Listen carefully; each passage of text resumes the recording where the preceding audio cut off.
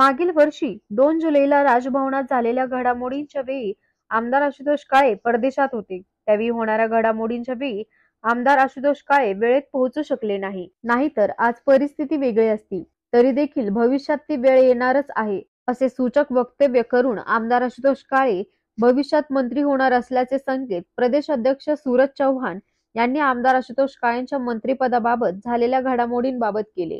अहमदनगर जिल्हा राष्ट्रवादी युवक काँग्रेसचा शिर्डी लोकसभा युवक मेळावा नुकताच राष्ट्रवादी युवक काँग्रेसचे प्रदेशाध्यक्ष सूरज चव्हाण यांच्या प्रमुख उपस्थितीत व आमदार आशुतोष काळे यांच्या अध्यक्षतेखाली मंगळवार दिनांक 23 रोजी कृष्णाई बँक्वेट हॉल कोपरगाव येथे पार पडला. या प्रसंगी ते बोलत होते.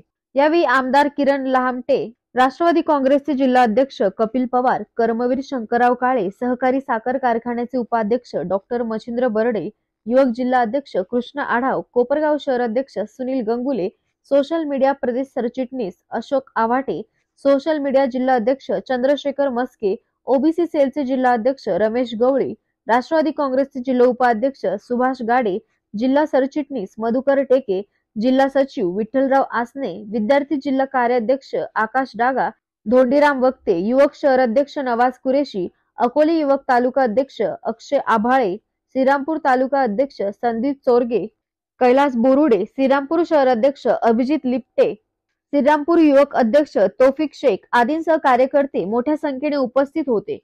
स्थान देण्यात आलं, मुस्लिम समाजाला स्थान देण्यात आलं, मागासवर्गीय समाजाला स्थान देण्यात आलं. दादा, ज्यावेळेस शिंदे फडणवीस सरकार बंद होतं त्या शिंदे फडणवीस सरकारमध्ये एकही महिला नव्हती आणि आपल्या मंत्रिमंडळामध्ये आदितीताई तटकरे या महिलेला संधी देऊन सुद्धा महिलेचा सन्मान करण्याचे जर काम कोणी केलं असेल तर ते अजितदादा पवार यांनी केलेलं आहे.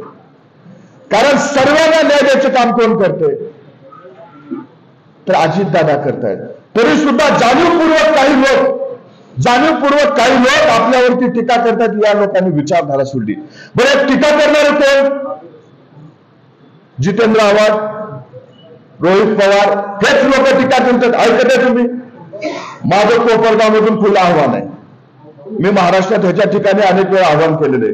या कोपरगाव शहरातून माझं खुलं आव्हान आहे. रोहित पवार आणि जितेंद्र आव्हाड यांना आव्हान आहे की तुम्ही भारतीय जनता पार्टीला ज्यावेळेस पाठिंबा द्यायचं ठरलं होतं, पवार साहेबांच्या नेतृत्वामध्ये हे सगळं ठरलं होतं, त्यावेळेस तुम्ही त्या पाठिंब्याच्या पत्रावर सही केली होती का नाही हे महाराष्ट्राच्या जनतेकडे तुम्ही जाहीर करा आणि मग तुम्ही विचारधारेच्या गप्पा मारा.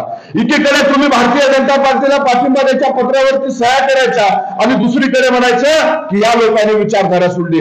रोहितदादा पवार यांनी तर पवार साहेबांकडे आपल्या तरुण आमदाराचं शिष्टमंडळ घेऊन गेले होते आणि काय सांगितलं की साहेब, जर आमच्या मतदारसंघाची विकास कामं करायची असतील, जर आमच्या पडलेल्या कामावरचा स्टे उठवायचा असेल तर आपल्याला भारतीय जनता पार्टी सोबत जायचं.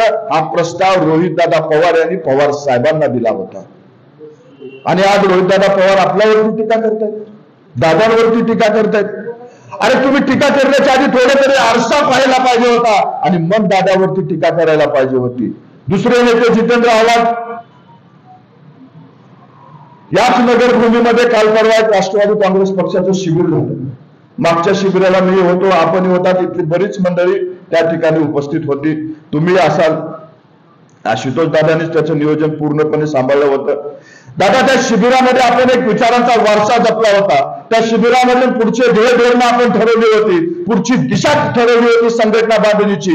आणि काल परवा जे शिबिर झालं त्या शिबिरामध्ये वक्तृत्व स्पर्धा लागली होती की अजितदादावर टीका कोण कशा पातळीवरती करेल. ती शिबिर नसून वक्तृत्व स्पर्धा झाली की काय असा प्रश्न माझ्यासारख्या माणसाला पडतोय. कारण जो तो उठत होता दादावरती टीका करत होता, जो तो उठायचा दादावरती टीका करायचा. मला आश्चर्य वाटतं. त्या शिबिरामध्ये एका नेत्याने काय बोलला, इथं बसलेल्या माझ्या बाजूंना माझी विनंती आहे, थोडासा बुद्धीला विचार करा. एका नेत्याने त्या ठिकाणी असा प्रश्न उपस्थित केला की प्रभू श्रीराम मांसाहार खायचे, प्रभू श्रीराम क्षत्रिय होते. माझा तुम्हाला प्रश्न आहे, त्या ठिकाणी कुणी विचारलं होतं त्यांना की प्रभू राम काय खायचे, प्रभू राम कुण्या धर्माचे होते. परंतु जाणीवपूर्वक या राज्यामध्ये अस्थिरता माजावी, सामाजिक द्वेष वाढावा म्हणून जाणीवपूर्वक अशा पद्धतीचे विधानं त्यांनी केलेली गेली होती. पुन्हा त्यांना माफी मागावी लागली. आणि दादा, कालचा तर आनंदाची गोष्ट कालची आहे की जितेंद्र आव्हाड सारख्या दानवाला सुद्धा काल रामाचं दर्शन घ्यावं लागलं. ह्याच्यापेक्षा अजून मोठं काय पाहिजे? ज्याने रामावर प्रश्नचिन्ह उपस्थित केला होता, ज्याने त्याच्या अस्तित्वावर प्रश्नचिन्ह उपस्थित केला होता, त्यांना सुद्धा काल जय श्रीराम म्हणायची वेळ याच भूमीमध्ये आलेली आहे. एकीकडे तुम्ही शिवा घालायच्या, एकीकडे तुम्ही नावं ठेवायची आणि दुसरीकडे मात्र लोटांगण घालायचं. ही पद्धत आता चालणार नाही. कारण महाराष्ट्रातली जनता ही आता दुधखोळी राहिलेली नाही. तुम्हाला सुद्धा कळतं की काय भूमिका घेतली. आशुतोष दादा, तुम्ही ज्यावेळेस आपली भूमिका घेतली त्यावेळेस तुम्ही परदेशात होतात. बऱ्याच लोकांना प्रश्न पडला की माध्यमामध्ये बऱ्याच बातम्या चालू होत्या तुमच्याबद्दल की पुण्याची बाजू घेतील, हे ह्यांचे इथं महाराष्ट्रात ज्यावेळेस तुम्ही याल त्यावेळेस कुणाची बाजू घ्याल हा प्रश्न पडला होता. परंतु मी आशुतोष दादाला अनेक वर्षापासून ओळखतो. त्यांनी कधी जातीचं धर्माचं राजकारण केलेलं नाही. ज्यावेळेसही भेटतात ते मतदारसंघाच्या विकास कामाचं राजकारण करतात. आणि मला माहित आहे हा माणूस भविष्यात महाराष्ट्रामध्ये ज्या दिवशी येईल त्यावेळेस मात्र विकास कामाच्या बाजूने जो कोणी निर्णय घेतलेला असेल, भविष्यात आपल्या मतदारसंघाचा फायदा ज्या बाजूने असेल त्या बाजूने जातील हा विश्वास मला होता. आणि दादांना आल्यावर सुद्धा तीच भूमिका घेतली. आल्या आल्या त्याने अजितदादांना भेटले आणि माझा पाठिंबा हा तुम्हाला आहे अशा पद्धतीचं दाखवून दिलं. आणि आज मला विश्वास आहे, मी ज्यावेळेस कोपरगावला येत होतो त्यावेळेस बऱ्याच लोकांकडनं मी ऐकलं की या मतदारसंघात अनेक विकास कामं जी अनेक वर्षापासून रखडलेली कामं चालू आहेत. आज हे शहर सुद्धा एक वेगळ्या भक्तिभावाने प्रेरित झालेलं शहर दिसायला लागलं. मला विश्वास आहे जसं तुमच्या मनामध्ये इच्छा आहे की रामराज्य यावं आणि आपल्या सुद्धा महाराष्ट्रातल्या नेतृत्वाची हीच इच्छा आहे की या जनतेचे प्रश्न सुटावेत आणि रामराज्य पुन्हा याच्यावरती यावं. सर्व समाज घटक समाज बांधव गुणागोविंदाने आपल्या मतदारसंघात आपल्या राज्यात नांदावेत हीच आपली भविष्यातली इच्छा आहे. आणि भविष्यात तशाच पद्धतीचं काम सुद्धा आपल्याला करायचंय. दादा, दुसरी एक गोष्ट सांगतो. भविष्यात आता इथं कृष्णाला आम्ही जबाबदारी दिलेली आहे. कृष्णा, तुम्ही असाल, बबन असाल, मी तुम्हा दोघांनाही या ठिकाणी आज सांगतो, आपल्याला कुठले इव्हेंट करायचे नाहीत. माझी थोडं काम करण्याची पद्धत वेगळी आहे. मी ग्राउंडवर जाऊन काम करणाऱ्या कार्यकर्त्यापैकी आहे. तुम्हाला एखादी जर मी काम सांगितलं तर ते काम पूर्णत्वाकडे झाल्याशिवाय मी तुम्हाला सोडत नसतो. त्यामुळे कृष्ण आणि बबन तुम्हाला विनंती आहे, राष्ट्रवादी युवक काँग्रेसच्या माध्यमातून भविष्यामध्ये प्रत्येक बूथवरती जसं तुम्ही 1 बूथ 10 यूथची सांगितलात ते नाही 1 बूथ 20 यूथ अशा पद्धतीचा उपक्रम आपल्याला राबवायचे. या ठिकाणी भविष्यातल्या निवडणुका ज्या दिवशी आपण लढू त्या दिवशी आशुतोष दादा म्हणले पाहिजेत, किरण लहामटे म्हणले पाहिजेत, माझ्या निवडून येण्यामध्ये सगळ्यात जास्त वाटा जर कुणाचा असेल तर राष्ट्रवादी युवक संघटनेचा वाटा आहे. अशा पद्धतीची संघटना आपल्याला निर्माण या जिल्ह्यामध्ये करायचं आहे. मला विश्वास आहे तुम्ही दोघं भविष्य काळामध्ये या ठिकाणचं बूथ अजित पर्व संकल्प विजयाचा 2024 हा संकल्प घेऊन पुढे जायचंय. आपल्या सर्वांच्या माध्यमातून या महाराष्ट्र राज्याचे मुख्यमंत्री म्हणून आदरणीय अजितदादा यांना त्या ठिकाणी बसवण्यासाठी आपल्याला संकल्प या ठिकाणी करायचा आहे. असा एक शब्द घेऊन किंवा आपला वचन घेऊन आपण पुढे जायचंय. आपल्या या मेळाव्याच्या माध्यमातून आपल्याला मार्गदर्शन करण्यासाठी सुरजीत चव्हाण या ठिकाणी उपस्थित झाले. त्यांचं एक चांगल्या प्रकारचं मार्गदर्शन आपल्याला झाले. जी काही भूमिका अजितदादांनी आपल्या राज्यामध्ये घेतली, ती का घेतली, कशामुळे घेतली आणि आपण कशासाठी त्या ठिकाणी सत्तेमध्ये सामील झालो, ची पूर्ण कल्पना या ठिकाणी दिली. आणि उत्तर नगर मधले अकोला विधानसभा मतदारसंघाचे लोकप्रिय आमदार डॉक्टर लहामटेजी यांनी देखील त्यांच्या मतदारसंघामध्ये जे काही कामं त्यांनी केलेली आहे ती कामं आदरणीय अजितदादांच्या माध्यमातून त्यांना करणं शक्य झालं, याची पूर्ण माहिती आपल्याला या निमित्ताने दिली. सांगायचं तात्पर्य एवढंच 2019 ची विधानसभेची निवडणूक झाली त्यावेळेस राष्ट्रवादी काँग्रेस पक्षाची आघाडी आपण करून ही निवडणुकीला सामोरे गेलो. भारतीय जनता पार्टी शिवसेनेची युती होती, त्यांनी त्या ठिकाणी निवडणूक एकत्रितपणाने लढवली. त्यावेळेस आपल्या पक्षाचे अध्यक्ष आदरणीय पवारसाहेब यांच्या नेतृत्वाखाली, आदरणीय अजितदादांच्या नेतृत्वाखाली आपण आपले प्रदेश अध्यक्ष त्यावेळेसचे होते जयंत पाटील साहेब यांच्या नेतृत्वाखाली निवडणूक झाली. आणि ती निवडणूक त्या वेळेस आपण लढलो. निवडणुकीमध्ये पवार साहेबांनी असेल सर्वांनी प्रचार सभा घेतल्या. आपण सर्व राष्ट्रवादी काँग्रेस पक्षाचे पदाधिकाऱ्यांनी आपले आमदार त्या ठिकाणी निवडून आणण्यासाठी प्रयत्न केले. परंतु राज्यामध्ये काम करत असताना आमदारांना त्या ठिकाणी सहकार्य करण्याचं काम आपले नेते आदरणीय अजितदादांनी विविध योजनेच्या माध्यमातून जे काही निधी उपलब्ध करण्यासाठी केलंय, जे काही काम आपल्याला होताना दिसत आहे ते आदरणीय अजितदादांच्या माध्यमातून झाले. आणि म्हणून भविष्यामध्ये जरी आपल्याला आपल्या मतदारसंघामध्ये काम करून घेण्यासाठी जर कोणी मदत करणार असेल तर ते एकमेव नेतृत्व आहे आदरणीय अजितदादा. आणि म्हणून त्यांनी जो काय निर्णय घेतलाय त्या निर्णयाच्या बरोबर आपण त्या ठिकाणी सामील झालो आणि आपल्या मतदारसंघातील कामं आपण पुढे घेऊन जाऊ शकतो.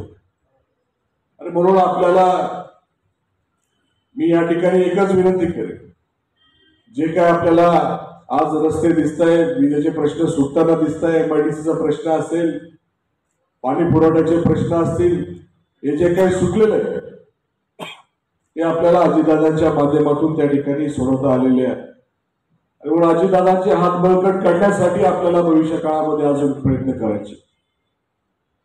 2024 वर्ष चालू झालेलं हे निवडणुकीचं वर्ष आहे.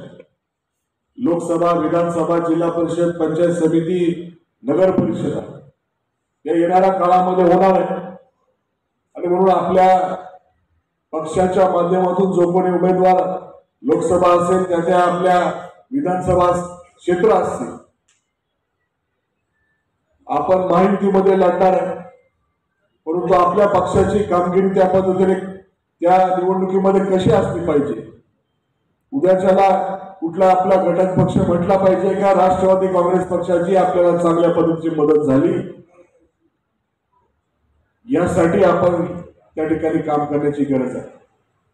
आणि म्हणून आपल्या सर्वांना तीच विनंती नाही का आपण या युवक मेळाव्यातून तो संदेश घेऊन जाण्याचं काम करायचं. हा युवक मेळावा जरी आहे तर या ठिकाणी काही ज्येष्ठ मंडळी देखील बसलेले आहेत.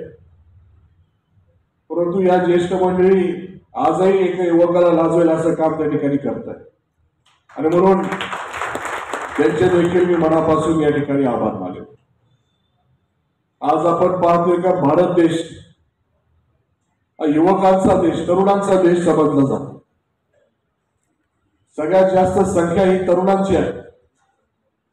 आपल्या देशामध्ये 51% लोक हे कार्यशील समजले जातात. जे काही कार्यशील लोक आहेत त्याच्यामध्ये बालक असतील, वृद्ध असतील, यांची संख्या आता कमी आहे. आणि म्हणून युवकांची संख्या ही मोठ्या प्रमाणात आता सध्याच्या परिस्थितीमध्ये आहे. या युवकांना योग्य जर व्यासपीठ दिलं असेल तर हे राष्ट्रवादी काँग्रेस पक्षाने दिलेलं आहे.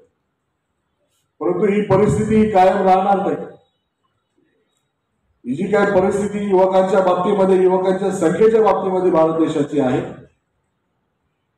ही भारताची कायम राहणार नाही. आणि म्हणून युवकांना योग्य दिशा देण्याचं काम या काळामध्ये त्या ठिकाणी करणं गरजेचं आहे.